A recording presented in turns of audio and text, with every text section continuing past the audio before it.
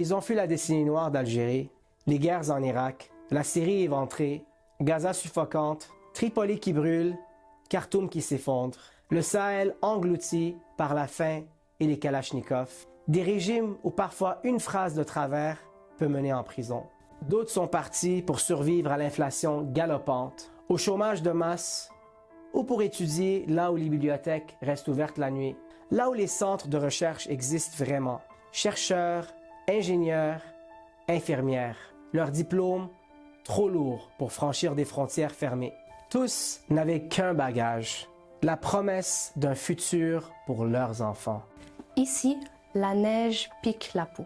Les pères enchaînent 2 emplois de nuit. Les nouveaux arrivants sourient entre 2 livraisons pour étouffer les larmes. Les diplômes restent muets sur les murs, l'expérience rangée dans des boîtes de déménagement. Un chef d'équipe peut renvoyer un père ou une mère pour une seule faiblesse. Chaque jour à la DPJ, des signalements tombent, des dossiers s'ouvrent. Un numéro glisse dans la fente d'un classeur. Quelque part, un cœur d'enfant se décroche. Les enfants vacillent entre 2 mondes.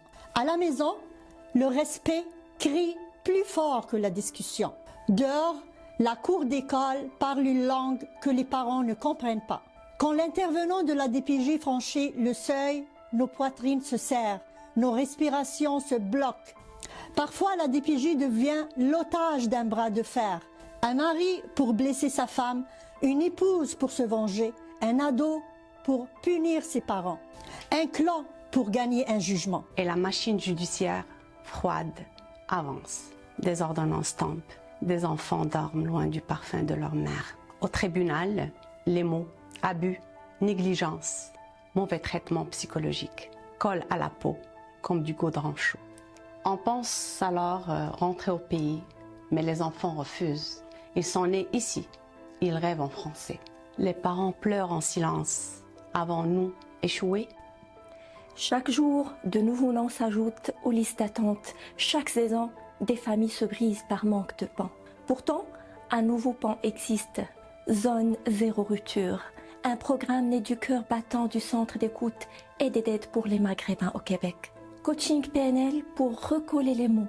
Accompagnement familial pour décoder les reproches. Hypnose encadrée pour apaiser les nuits.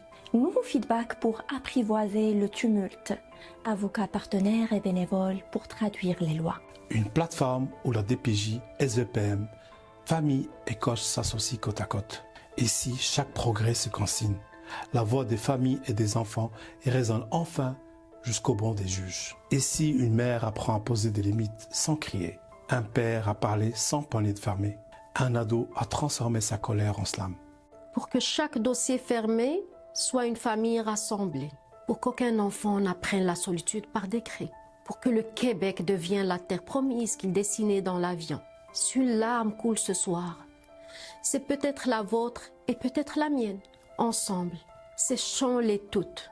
Zone zéro rupture tend la main, prenez-la.